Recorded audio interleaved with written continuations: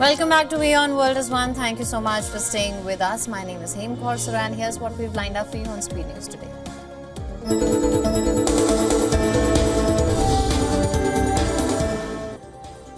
The White House has confirmed that US President Donald Trump has been diagnosed with a common and benign vein condition known as chronic venous insufficiency. According to White House, the president was evaluated after he noticed a mild swelling in his lower legs. Doctors attending to Trump have, however, reassured that the condition does not pose a serious risk to the president's health. The White House also addressed concerns about President Trump's bruised hand after reports claimed that it often appeared to be covered up with makeup. The White House attributing it to minor soft tissue irritation from frequent handshaking and the use of aspirin.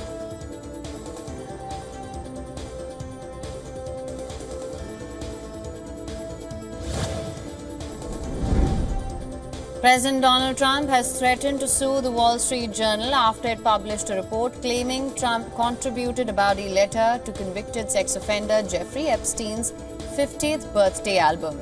The purported letter by Trump to the convicted sex offender has surfaced amid ongoing conspiracy theories linking Trump to the convicted sex offender. In an interview with the Journal, Trump denied writing the letter or drawing a picture, calling it fake Wall Street Journal story. He also posted on his Truth Social account where he denied the claim, saying, and I'm quoting here, "I've never drawn a picture in my life. I don't draw women. That's not my language. Those are not my words."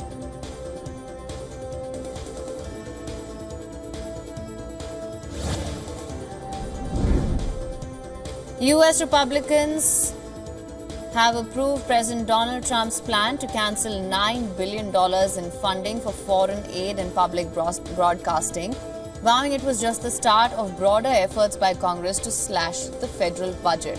The cuts achieve only a tiny fraction of the $1 trillion in annual savings that Elon Musk vowed to find before his acrimonious exit in May from a role spearheading federal cost-cutting. But Republicans who recently passed a domestic policy bill expected to add more than $3 trillion to U.S. debt said the vote honored Trump's election campaign pledge to rein in runaway spending.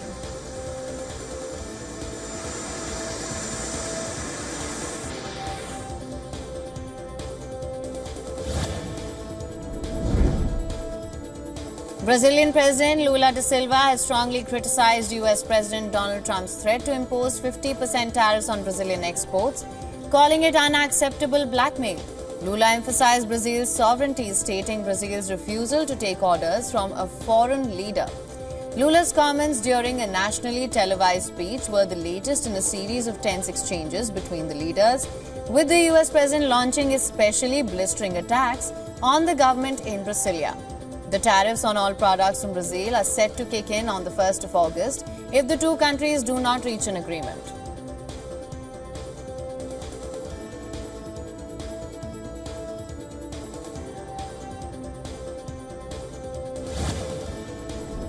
Allahu Akbar!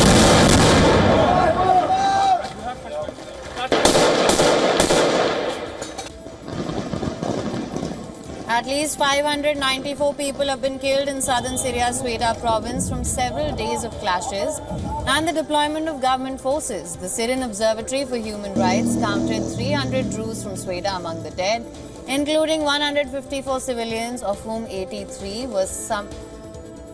underwent summary executions by members of the Defense and Interior Ministries. The violence also claimed the lives of 257 government personnel and 18 Bedouin fighters, plus 3 members of Bedouin tribes who were summarily executed by the Druze fighters.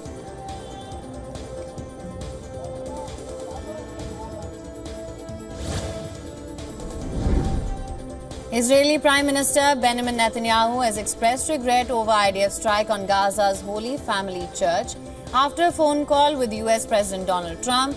According to the White House, Trump was not pleased with the incident, forcing the Israeli Prime Minister's office to issue a statement. Israeli Prime Minister's office blamed the attack on a stray ammunition that hit church, resulting in the deaths of 3 civilians, including 2 Palestinian Christians. Dozens of mourners attended the funeral service of the 2 Christian victims at the Greek Orthodox St. Porphyrios Church in Gaza City.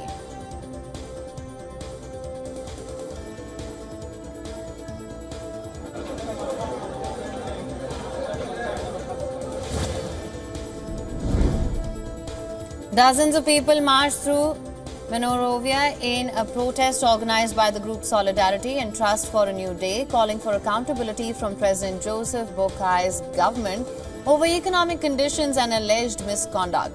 Protesters walked along Tubman Boulevard, carrying banners and chanting slogans. Organizers had planned to deliver a petition to the executive mansion, but police declared the area and the nearby Capitol building restricted, drawing criticism from protest leaders. Protesters said that they were concerned about the rising cost of living, alleged police misconduct and political pressure on opposition voices.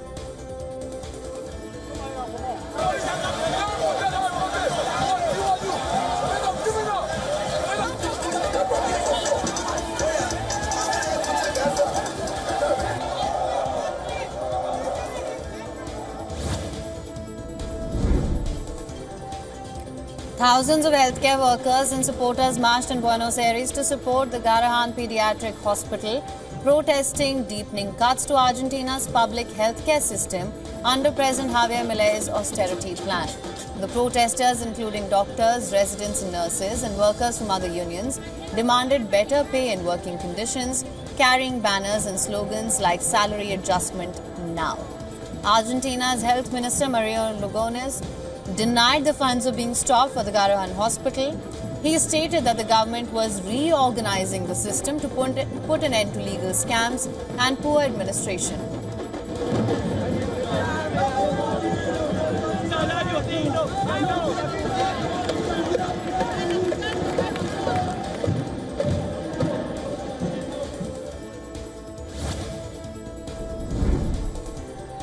A tragic accident occurred in Somerset, southwest England, where a bus carrying 60 to 70 school children to Minehead Middle School were involved in a collision. According to the police, one child was killed in the collision. Two children who sustained serious injuries, among many others, were airlifted to the hospital. The police declared the incident a major event, prompting a significant response from emergency services. Chief Fire Officer claimed the crew faced a complex and technically difficult rescue operation to free those trapped in the bus. The incident has been described as heartbreaking by UK Prime Minister Keir Starmer, who expressed his condolences to the families and friends affected.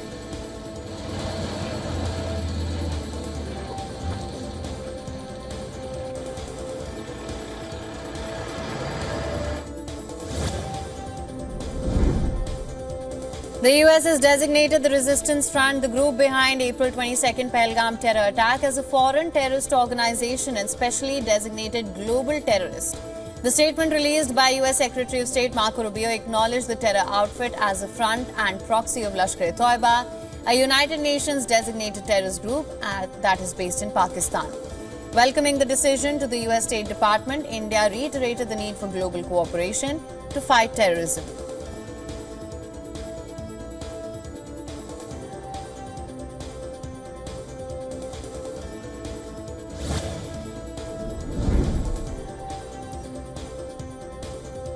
In a big boost to India's naval prowess, the Indian Navy commissioned its first indigenously designed and built diving support vessel INS Nistar in Visakhapatnam today.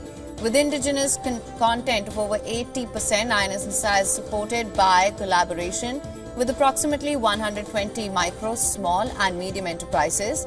The 10,500-ton vessel is equipped for deep-sea diving and submarine rescue missions. It can evacuate personnel from distressed submarines, a capability that's critical to India's growing underwater fleet.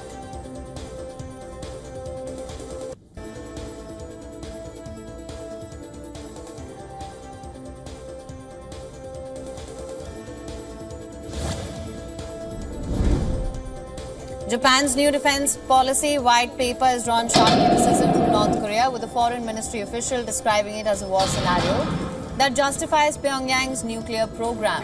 The white paper, approved by Prime Minister Shigeru Ishiba's cabinet, emphasized that North Korea's activities pose a more grave and imminent threat to Japan's national security than ever before. It also highlighted North Korea's nuclear threats.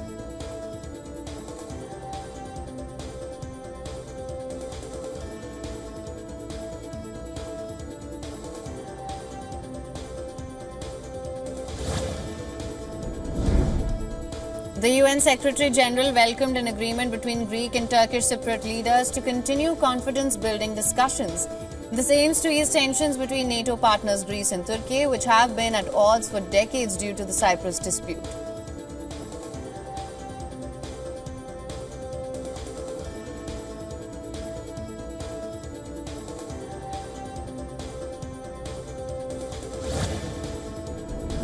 South Korean President Lee Jae-myung held a disaster management meeting as heavy rain pounded parts of the country for a third day. Stepping up the government's role in disaster prevention and response, Lee said that sufficient, perhaps even excessive resources must be deployed to prevent damage and accidents. He said every ministry and agency should mobilize all available resources and administrative capacity. According to the Safety Ministry, more than 5,000 people in South Korea have been forced into shelters, while 4 people have died and 1 remained missing.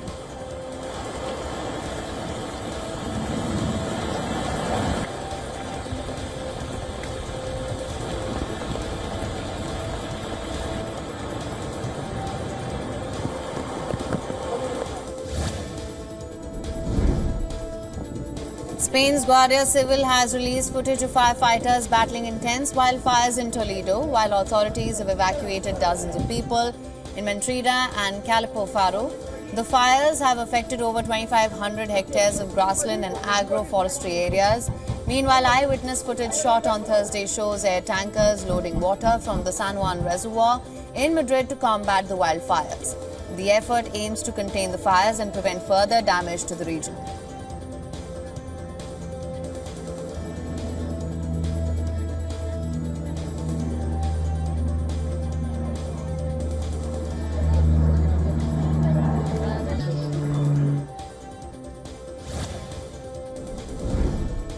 The dollar headed for a second straight weekly gain against major peers, buoyed by some solid US economic data that supported the view the Federal Reserve can afford to wait a while longer before cutting interest rates again.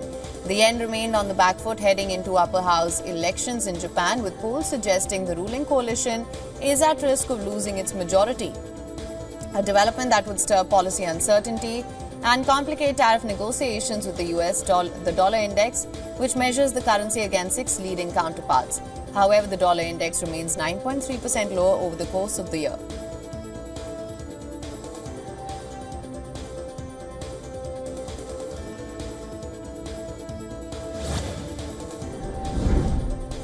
Silver price holds mild losses after 2 days of gains, trading around $38 per ounce.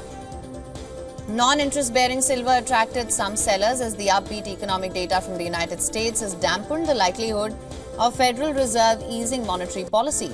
It is important to note that higher interest rates make precious metals like gold and silver less attractive for investors seeking higher returns. Gold also traded flat as investors assessed mixed signals from the latest US economic data and await further clarity on President Trump's evolving trade policy direction. Palladium bucked the trend on strong industrial demand and is up over 2%.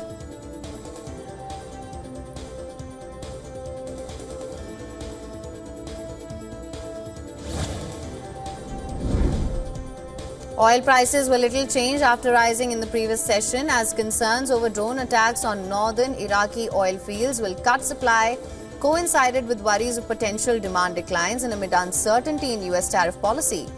Brent crude futures trade below $70 a barrel, while US oil trades above $67. Despite the attack, Iraq's federal government said on Thursday that Iraqi Kurdistan will resume oil exports through a pipeline to Turkey.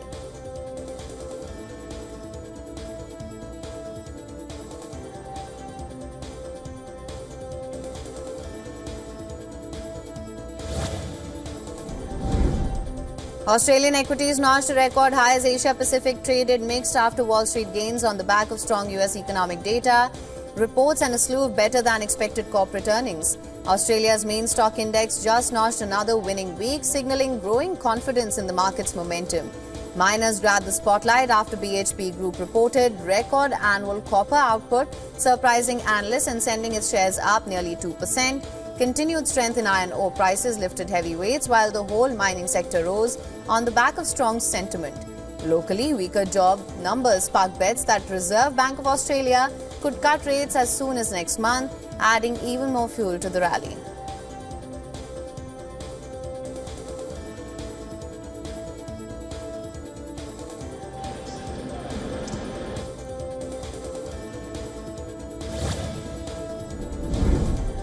The S&P 500 closed at a new record as Wall Street recorded a winning day overnight. The benchmark also hit a new all-time high during the session. The Nasdaq Composite also gained despite shares of streaming giant Netflix falling more than 1% following its latest quarterly results. The company posted an earnings and revenue beat for the second quarter and raised its full-year revenue forecast, but the stock spared gains after rising over 44% this year. Climbed 0.5%. Tech shares also set a record, buoyed by Wall Street's lead.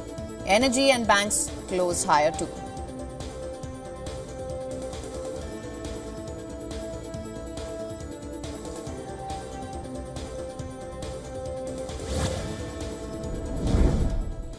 The skies lost a pioneer. Felix Baumgartner, who broke the sound barrier in a record-setting skydive from the edge of space, died in a paragliding crash in Italy. He was 56. Baumgartner was flying a motorized paraglider in Italy's central marsh region. He lost control and crashed near a hotel swimming pool. The cause of the accident is still unknown. Some reports suggest he may have suffered a medical emergency mid-air. The Daily Mail reported that he lost consciousness after the crash and later died of cardiac arrest.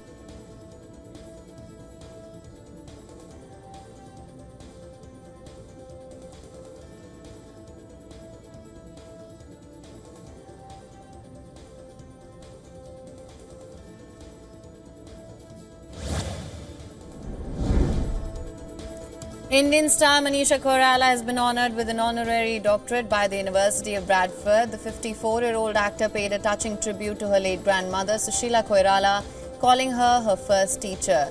The Dil Se star proudly described herself as a student of life.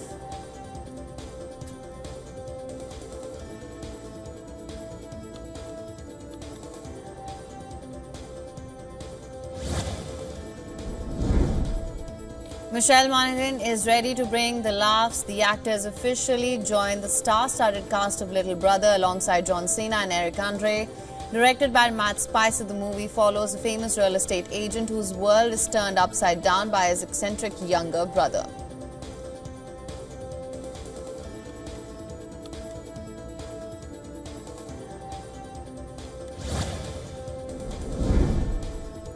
And exciting news for Christopher Nolan fans. Get ready to book ahead like never before. The advance tickets for The Odyssey went on sale on the 17th of July. This is exactly 1 year before its release, starring Matt Damon as Odysseus. The 70mm epic promises to be a cinematic event in true Nolan style.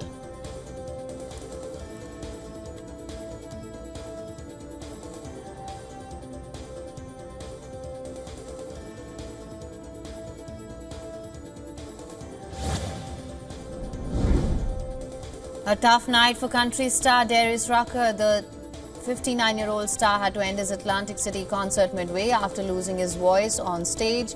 Later apologized to fans and promised full refunds for the 12th of July show.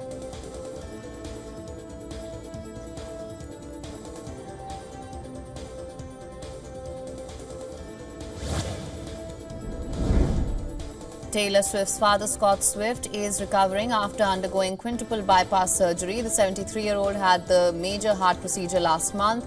He had his wife Andrea and kids Taylor and Austin by his side throughout. The Swift family has not released further details. For latest news, download the WION app and subscribe to our YouTube channel.